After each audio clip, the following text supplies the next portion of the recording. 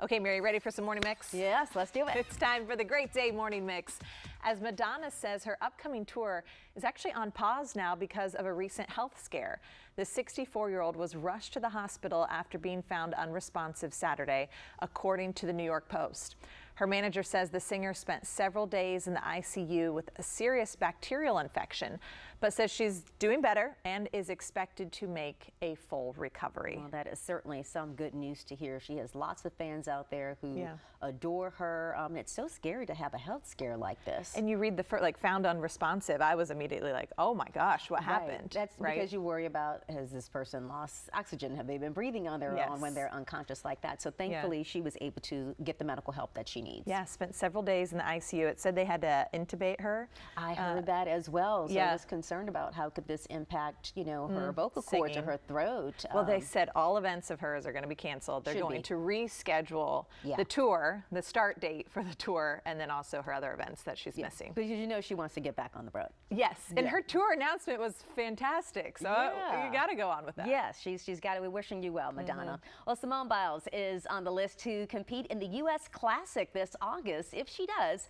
this will be her first competition in 2 years since the delayed 2020 Tokyo Olympics. Biles dropped out of multiple events then after struggling with the twisties, which are mental blocks when performing in mid-air. Are you surprised that she's going back? I knew she always loved it. It's just sometimes even what we love can be difficult for us, with the pressures that come with it. But I think she's in a good headspace now. She just recently got married. Right. Well, there was some flack about some of her wedding pictures and dresses. I was like, really? Yeah. Oh, I missed people those were like, controversies. I can't believe she. I was like, you know, it was like I was like, leave her alone, please. Yeah. So I knew that she would get back at some point, and I'm glad that it's happening sooner rather than later. Sounds like, you know, she wanted to take a break. It's been 2 years. This is a one-day event that she's going back to. You know, obviously not saying I'm going to the Olympics, like I'm committing. Maybe just test it again and see how you're feeling. It is a good way to just put your toes in, right? Yeah. And see how it works. Someone else said it's like an athlete wanting to go out on her own terms rather than how the Olympics ended for her. As you should. It's your life. It's your career. You should do it how you want. Yeah. Okay, earlier we mentioned the delays and cancellations at airports. Well, for one man, his ordeal turned into a viral moment on TikTok. Phil Stringer was the only person who showed up for a flight that was delayed 18 hours in Oklahoma. So he got a fully crewed plane all to himself.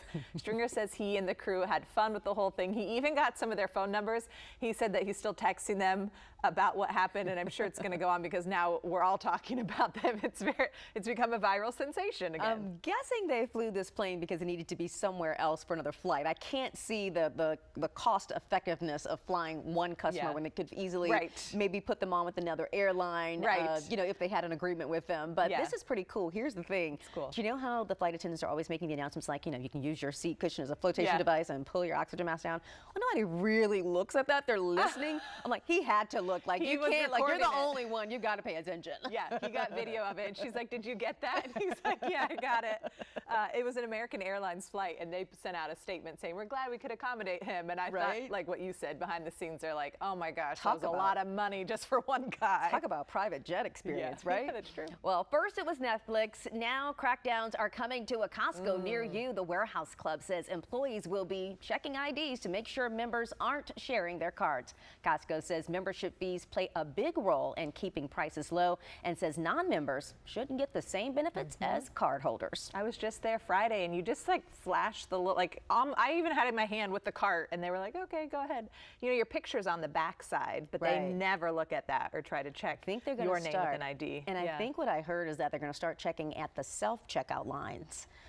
Which is where a lot of people sort of were able to kind of ease on through. And I know that their membership fees do generate a lot of money. One article I read, it was like $4.2 billion. Well, that's how you get the big bulk items. Right, that you walk that's how you out keep with the cost down because they've already made the money up front. So yeah, it's important to keep those going. Yeah.